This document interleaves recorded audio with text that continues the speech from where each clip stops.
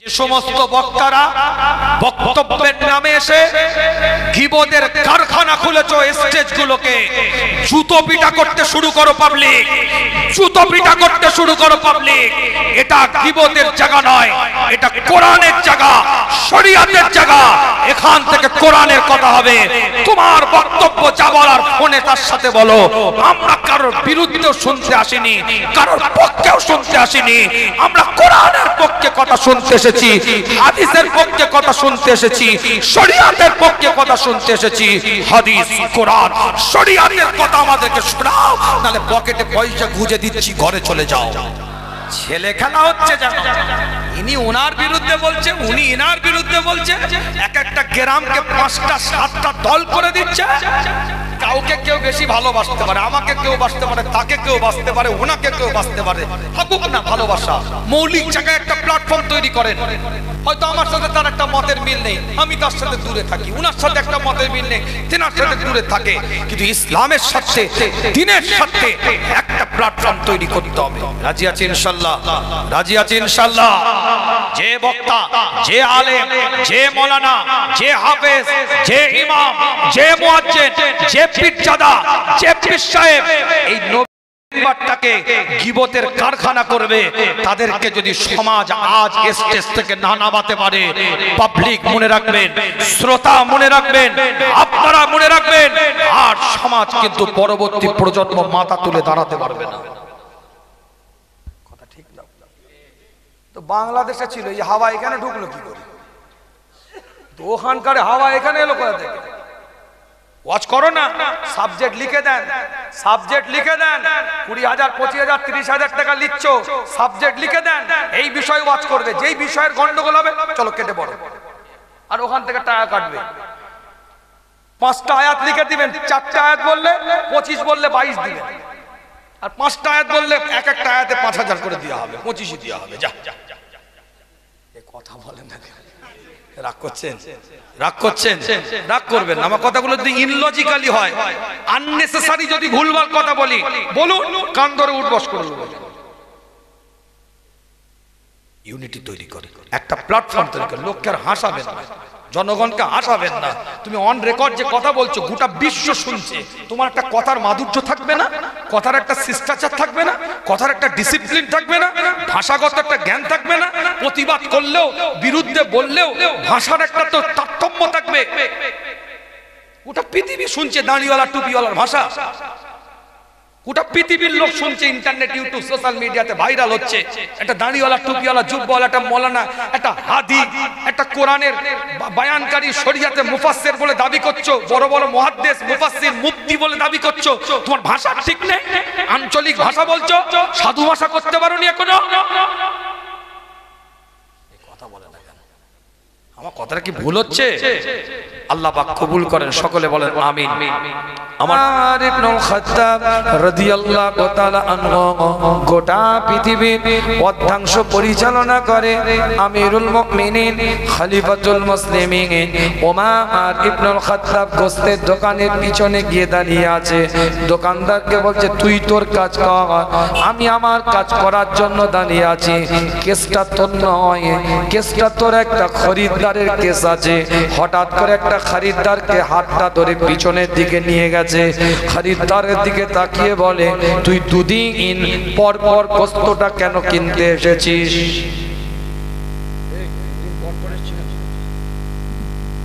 এখনকার কোনো খরিদ্দার হলে আর নেতা যদি গিয়ে বলে যে 2 দিন পর পর তুই গোস্ত কেন কিনতে এসেছিস, খরিদ্দার বলবে, পকেটের গরম আছে, পয়সা আছে, টাকা আছে, এটিএম আছে, ফোন পে আছে, গুগল পে আছে, সব রকম পে আছে, তাই কিনতে এসেছি। তোমার বাপের তাতে কি?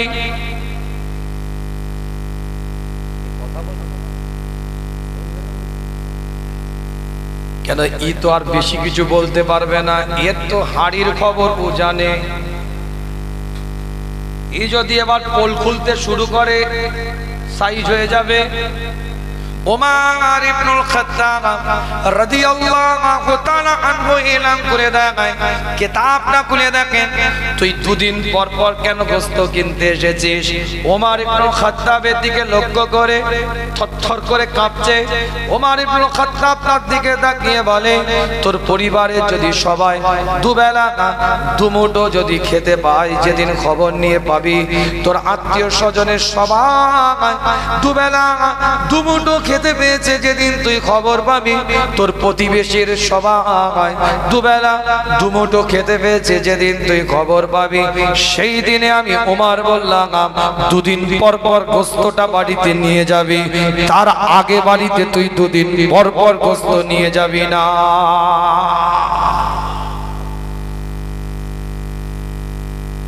আল্লাহ নবী মুহাম্মদ রাসূলুল্লাহ সাল্লাল্লাহু আলাইহি ওয়াসাল্লামের দরবারে একজন সাহাবা کرام হুজুর এসে বলতে থাকে, ইয়া রাসূলুল্লাহ ইয়া হাবিবাল্লাহ হুজুর, আমার ছোট ভাইটা কিচ্ছু করে না, বাড়িতে বসে থাকে, সংসার পর্যন্ত আমাকে চালিয়ে দিতে হয়, সে কোনো কাজ করে না, খালি বসে বসে খায় আর আমার টাকাগুলোকে উড়ায়। এখন হলে কি করতাম আমি? হুজুরাই কেন কাজ করি?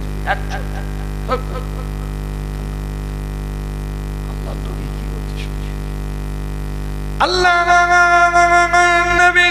নবী মুহাম্মদ রাসূলুল্লাহ সাল্লাল্লাহু আলাইহি ওয়াসাল্লাম এলান করে দিলেন, আল্লাহ পাক তোমার যে সম্পদের মধ্যে বরকত দিয়েছে, তোমার যে হাতে আল্লাহ যে অর্থ দিয়েছে, সম্পদ দিয়েছে, যে অর্থগুলো দিয়ে তুমি ব্যয় করছো, খরচ করছো, তুমি সচ্ছলভাবে নিজের সংসারকে চালনা করছো, এই অর্থ এই সম্পদ হয়তো তোমার আল্লাহ ওই তোমার ছোট ভাইটার ওসিলায় আল্লাহ তোমাকে দিয়েছে।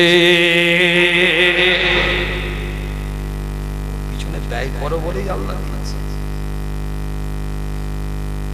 আমরা আর বলবো না, বুঝে তো যেচ্ছে না, কি বলবো?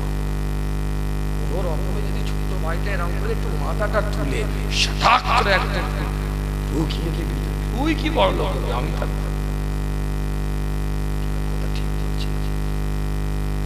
আবার যদি বড় ভাইটা কোনো রকম একটু মাথাটা তুলে চিন্তা করে কোথা থেকে হলো বলতো, বাপের সম্পত্তি বেশি নিয়ে নিল নাকি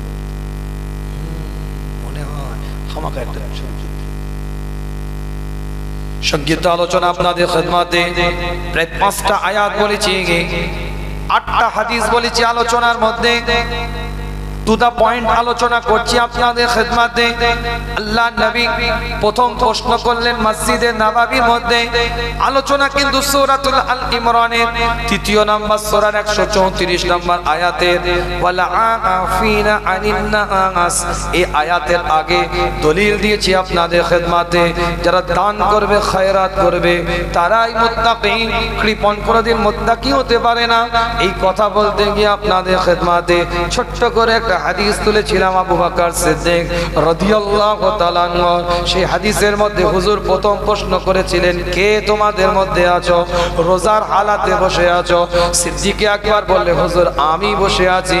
আবার হুজুর দ্বিতীয়বার জিজ্ঞাসা করলেন, কে তোমাদের মধ্যে এখানে আছো যে ব্যক্তিটা আমি নবী আমার মসজিদে নববীতে নামাজ পড়ার পূর্বে তোমাদের মধ্যে এমন কেউ আছো ইয়াদাতুল মারিজ, কোন অসুস্থ ব্যক্তিকে দেখে এসেছো? সিদ্দিকে আকবর বললেন, হুজুর আমি দেখে এসেছি। এই কথাটা বোঝাতে গিয়ে বোঝাতে চেয়েছিলাম অপরের উপকার করার গুরুত্বটা কি, আপনাকে সাকসেসের দিকে আরো বাড়িয়ে তুলবে অপরের উপকার করার গুরুত্বটা কি। নামাজ, রোজা, হজ, যাকাত, ইবাদত, বান্দেগি, রিয়াজত, মুরাকাবা, মুশাহিদাত, তাজকিয়া নফস, আত্মশুদ্ধির সাথে যদি মানব সেবা থাকে, অপরের উপকার থাকে, অসহায়ের পাশে দাঁড়ানো থাকে, সহযোগিতার হাত যদি বাড়ানো থাকে, থাকে, বিপদগ্রস্ত মানুষকে যদি হেল্প আপনার জীবনে থাকে, এইগুলোকে আরো সুন্দর করে গুছিয়ে রবের দরবারে কবুল হায়াতের জন্য সুন্দর করে দিবে, পরিপাটি করে দিবে, আমলগুলোকে সাজিয়ে দিবে। এগুলো বোঝানোর জন্য বলেছিলাম যে সমস্ত সাহাবাদের মধ্যে থেকে ওখানে আবু বকর শ্রেষ্ঠ কেন, এটা বোঝাবার জন্য বলি। আল্লাহ নবী মুহাম্মদুর রাসূলুল্লাহ সাল্লাল্লাহু আলাইহি ওয়াসাল্লাম তৃতীয় প্রশ্ন করে, কিতাবটা খুলে দেখেন, পরিষ্কার অক্ষরে লেখা আছে মসজিদে নববীর মধ্যে ফজরের নামাজ আদায় করার পরে চতুর্দিকে সাহাবায়ে কেরাম হুজুররা ভরা। আল্লাহ নবী মুহাম্মদুর রাসূলুল্লাহ সাল্লাল্লাহু আলাইহি ওয়াসাল্লাম তৃতীয় প্রশ্ন করে, আবু বকর বসে আছে ওই জায়গায় যে দুটো প্রশ্নের উত্তর দিয়েছে, কোন সাহাবা দিতে পারে নাই। হুজুর তৃতীয়বার জিজ্ঞাসা করে, তোমাদের মধ্যে এমন কোন ব্যক্তি আছো কি আমি নবী আমার পিছনে আজকের দিনে ফজরের নামাজ পড়ার পূর্বে কোন এতিমের গালের মধ্যে খাবারটা তুলে দিয়ে এসেছো ফজরের নামাজে, এমন কোন ব্যক্তি কি তোমাদের মধ্যে আছে? আল্লাহ নবী মুহাম্মদুর রাসূলুল্লাহ সাল্লাল্লাহু আলাইহি ওয়াসাল্লামের মসজিদে নববীর মধ্যে চতুর্দিকে সাহাবায়ে কেরাম হুজুররা বসা। হুজুর সমস্ত সাহাবায়ে কেরাম হুজুরদের দিকে তাকায়, সমস্ত সাহাবায়ে কেরাম হুজুরদের দিকে নজরটা করে, চোখটা পড়ে যায় আবু বকর সিদ্দিকের দিকে। আবু বকর সিদ্দিক রাদিয়াল্লাহু তাআলা আনহু মাথাটাকে এইভাবে নাড়াতে থাকে, ইয়া রাসূলুল্লাহ ইয়া হাবিবাল্লাহ। হুজুর আমি আবু বকর বলতে পারি না, আমি আবু বকর বলতে চাই না, কিন্তু আপনি জিজ্ঞাসা করেছেন, আপনি প্রশ্ন করেছেন, আমি আবু বকর চুপ থাকতেও পারি না। আপনার প্রশ্নের উত্তর দেওয়াকে আবু বকর ওয়াজিব মনে করে। আমি আবু বকর যখন তাহাজ্জুদের নামাজ আদায় করি, তাহাজ্জুদের নামাজটা যখন আমি আবু বকর আদায় করছি, আমার ছোট্ট বাচ্চাটা নিদ্রা থেকে উঠে গিয়েছে, ঘুম ভেঙে গিয়েছে। আমার ছোট্ট বাচ্চাটার জন্য তার মা আমার স্ত্রী রুটি তৈরি করেছে, রুটিটা তাকে খাওয়াচ্ছে। এই মুহূর্তে আমি ফজরের নামাজটা আদায় করব বলে দরজাটা খুলেছি, খোলার পরে দেখি একটা বাচ্চা ছেলে আমার ঘরের সামনে দাঁড়িয়ে আছে। আমি আবু বকর তার দিকে তাকিয়ে বলি, এই এত রাত্রিরে তুমি এখানে কেন, এত রাত্রিরে তুমি এই জায়গায় কেন দাঁড়িয়ে আছো? ছোট্ট বাচ্চাটা আমার দিকে তাকিয়ে বলে, আমি সারা রাত না খেয়ে আছি, আমার বাপ নাই, আমার কেউ নাই। হযরত আবু বকর সিদ্দিক রাদিয়াল্লাহু তাআলা আনহু বলে, তাহলে আমার দরজায় কেন? ছোট্ট বাচ্চাটা আবু বকর সিদ্দিক রাদিয়াল্লাহু তাআলা আনহুর দিকে তাকিয়ে বলে, হুজুর আমার আকীদা, আমার বিশ্বাস, এই মদিনাতুল মুনাওয়ারার মধ্যে সর্বপ্রথম যদি কারো দরজাটা খুলে আর তার দরজা থেকে যদি খাদ্য পাওয়া যায়, সেটা আবু বকরের দরজা হবে। তাই আপনার দরজায় হুজুর আমি দাঁড়িয়ে আছি। ইয়া রাসূলুল্লাহ, ইয়া হাবিবাল্লাহ, হুজুর আমি আবু বকর সঙ্গে সঙ্গে আমার বাচ্চার প্লেট থেকে একটা রুটি নিয়ে এসে ওই এতিমটার গালের মধ্যে রুটিটা দিয়ে খাদ্যটা খাইয়ে হুজুর আপনার মসজিদের নববীতে এসে ফজরের নামাজটা জামাতের সাথে আদায় করেছি।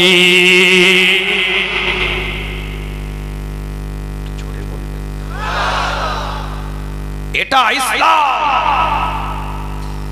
এটা শরিয়ত, এটা দ্বীন, এটাই কোরআনের আদর্শ, এটাই মুস্তাফার আদর্শ। কি বলছি বুঝতে পারছেন না? তাই জন্য র‍্যাঙ্ক আলা হয়ে গেছে, মাকাম পেয়ে গেছে। তারা অভিনয় করেন দিনকে নিয়ে, নাটক করেন ইসলামকে নিয়ে, দাবাবাজি করেন, নাটক করেন, অভিনয় করেন ইসলামকে নিয়ে।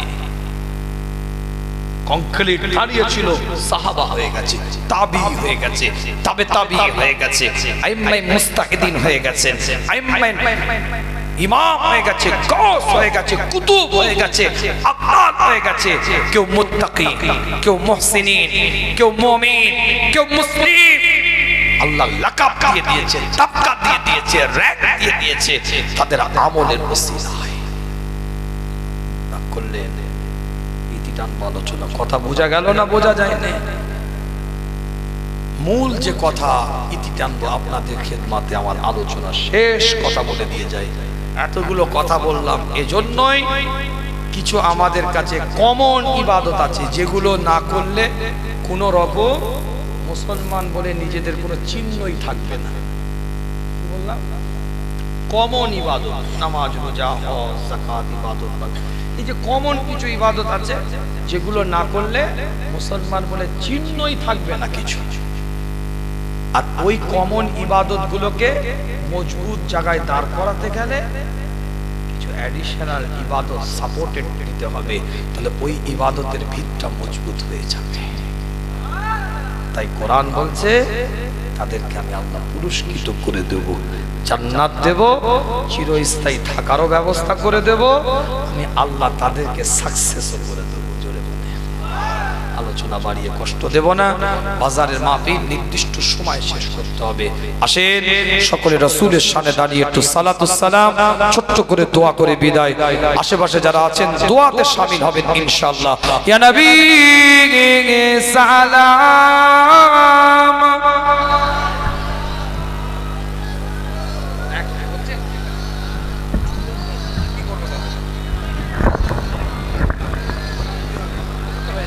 মোনাজাত করতে করতে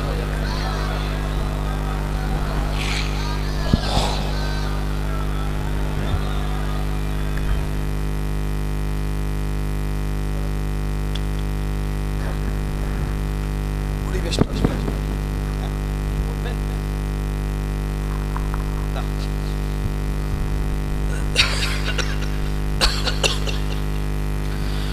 আল্লাহ পাক সকলকে কবুল করেন, সকলে বলেন আমিন। বহু কষ্ট করে আজকের এই প্রোগ্রামে আপনাদের আসা, কেন আমার 10ই অগ্রাণ পার্মানেন্ট জলসা, 8-9 সে উলাসী খানকা শরীফ আছে, মাদ্রাসা আছে আমার দাদাজানের প্রতিষ্ঠিত, নদিয়া উলাসী, একদম হাঁসখালি থানা। এখানে না সার্চ দিয়ে দেখেন, এটা এখান থেকে 180 থেকে 85 কিলোমিটার, তার বেশি রাস্তা হবে, 200-র কাছে। 2 দিন ব্যাপী জলসা, ও কোনো কমিটি নেই। আমি কমিটি, আমি বক্তা, আমি হুজুর, আমি স্বেচ্ছাসেবক, আমি পীর, আমি আবার মুরিদ। তো ওখানে চলে যেতে হয়, ওখানে বসে গ্রামবাসী সবাই ভালোবাসে, সুন্দর করে গুছিয়ে ওদের নিয়ে জালসাটা পরিচালনা করতে হয়। আমার মেজর চাচাজান হুজুর পীর কেবলা করতেন ফুরফুরা শরীফের ঐতিহাসিক ইসালে সব মাহফিলে যিনি জিকিরের মাহফিল করতেন, আখেরে মোনাজাত করতেন, মুজাদ্দিদে জামানের ওসিয়াতের বাস্তব রূপকার আবুল ইয়াতিম আবুল উলামা পীর আল্লামা আবু ইব্রাহিম মোহাম্মদ উবাইদুল্লাহ সিদ্দিক আল কুরাইশি চাচাজান হুজুর পীর কেবলা 2021 সালে ইন্তেকাল করেন। হুজুর কেবলা চালনা করতেন, আমিও যেতাম তখন। তানাদেরই তো হাতে করা শেখা, আমাদের কি যোগ্যতা আছে? তানাদের ভালোবাসায় আপনারা আমাদেরকে নিয়ে আসা, কথা ঠিক না? মুজাদ্দিদে জামানা আওলাদ, কি আমার যোগ্যতা আছে? আল্লাহ শুকর আপনাদের দোয়ায় যারা সোশ্যাল মিডিয়া ফলো করেন, আপডেট দেখেন, বিভিন্ন রাজ্যে আল্লাহ শুকর যেতে হয়, বিভিন্ন রাজ্যে প্রোগ্রামে যেতে হয়। আল্লাহ পাক কবুল করেন, সকলে বলেন আমিন। তারপরেও কথাটা একটু বলি আপনাদের, আজকে আমি 11টার সময় বাড়িতে এসেছি, আর আজকে পারমানেন্ট জলসা বনগা কমলাপুর বলে একটা জায়গা আছে, সার্চ দিয়ে দেখেন, মোবাইলে হয়তো লাইভ দেখা যাচ্ছে। বহু বছর ধরে যাচ্ছে, এরা গেল হুজুর নিতে হবে, প্রথমে না করে দিয়েছিলাম, কি কথা ঠিক না? আমি না ভাই আমি আসবো না, আমি ওই লাইনে থাকবো, হবে না। তারপরে বললো হুজুর বাজারে জলসা, তারপরে ওদেরকে একটু বলে যে আমি এত বছর যাচ্ছি, একটু ম্যানেজ করে, ভাইরা একটু চাইছে যায়, বুঝতে পেরেছেন? ধোকা দিয়ে নয়, অনেকে আবার অনেক রকম ধোকা দিয়ে চলে আসে। আস্তাগফিরুল্লাহ, যে আমার কাছে জানে, আমার কাছে থাকে, সে আমাকে চেনে। একদিনে তো আপনি আমার পরিচয় জানতে পারবেন না, দেখে মনে হবে হুজুর, পাঁচটা হুজুর, আমিও হুজুর, কথা বুঝতে পেরেছেন? কিন্তু আমি কি, আমার সাথে না মিশলে আপনি বুঝবেন কি করে? আল্লাহ পাক কবুল করেন, সকলে বলেন আমিন। 11টার সময় বাড়িতে এসেছি, এতদিন পরে বাড়ি এসেছি, প্রায় অনেক দিন, প্রায় 2-3 দিন পরে বাড়িতে এসেছি। তো মানুষ তো এমনি বুঝতেই পারছেন, কাজকর্ম নিয়ে যেমন থাকলে হয়, সব মিটিয়ে টুটিয়ে আপনাদের এখানে এলাম। আল্লাহ পাক কবুল করুন। আজকে আবার কালকে যেখানে ছিলাম, আজকে সকালে 11টায় যেখানে ছিলাম তার থেকে ওই দিকে দূরে প্রোগ্রাম আছে, খালি আপনাদের জলসার জন্য এইদিকে আসতে হবে, ওই লাইনের জলসা। তো বুঝতে পেরেছেন কি বলছি? আল্লাহ পাক কবুল করেন। আমার 12ই অঘ্রাণ বাড়িতে আসার কথা, কলকাতায় 28শে ডিসেম্বর ওই প্রোগ্রামে বলেছে আমাকে যাওয়ার জন্য, যদি সুযোগ হয় যাব। আগের প্রোগ্রামটাও ছিলাম রানী রাসমণি বলে, কথা বুঝতে পেরেছেন? ওয়াকাফের যেটা প্রতিবাদ হচ্ছে জানেন তো নাকি, সব হোয়াটসঅ্যাপে আছে, আর আমি বলবো না, ইউটিউবে বক্তব্য আছে। তো মূল কথা, আমি 12 তারিখে ওখানে অ্যাটেন্ড করার কথা, ওখান থেকে করে আমতা রাম সদয় কলেজে একটা সেমিনার আছে, ওখানে থাকার কথা। রাত্রিরে রাজারহাট প্রোগ্রাম করে পরের দিন আসাম, একটা প্রোগ্রামের জন্য আসাম গুয়াহাটি যাব। গুয়াহাটি থেকে এসে ভুবনেশ্বরে জলসা করব, ভুবনেশ্বর থেকে এসে আপনাদের বেলেঘাটায় জলসা করবো। এইভাবে দৌড়াতে হয়। ভালোবাসে মানুষ নিয়ে যায়, সম্মান আমার নয়, সম্মান আল্লাহ দিয়েছে আমার মুজাদ্দিদে জামানের ওসিলায়। কথা ঠিক না বল? আমার কথায় রাগ করলেন, কষ্ট পেলে, ব্যথা পেলে, কে কে খুশি একটু হাতটা তুলে দেখান তো, আওয়াজ শুনতে পাইনি, একটু হাতটা তুলেন। আমিও হাত তুলি, আপনারও দুটো হাত তুলে। আমি তো দুটো হাত তুললে আর শুনতে পাবেন, আমাকে দুটো পা তুলতে হবে, তাহলে দুটো হাত তুলেন আপনার। এই হাত তোলেন, হাতটা নাড়ান দেখি, সব করতে হবে, এক্সারসাইজ করতে হবে। এটা তাকবীরের ধ্বনি দেন দেখি, নারায়ে তাকবীর। কি আওয়াজ রে বাবা, জজবা নিয়ে হাল দিয়ে আওয়াজ দেন দেখি, নারায়ে তাকবীর। মুসলমানের মতন একটা আওয়াজ দেন, নারায়ে তাকবীর। হাত নামান। স্পষ্ট কথা বলে দিয়ে যাচ্ছি আপনাদের খেদমতে, একটা লোহা একটা সোনার দিকে তাকিয়ে বলছে, সোনা লোহার সাথে কথা হচ্ছে, সোনা লোহার দিকে তাকিয়ে বলছে, আমাকেও মারে তোকেও মারে, তুই এত চেঁচাস কেন? শেকরা মারে না, কামারও মারে, তা আমাকেও মারে তোকেও মারে, তুই এত চিৎকার করিস কেন?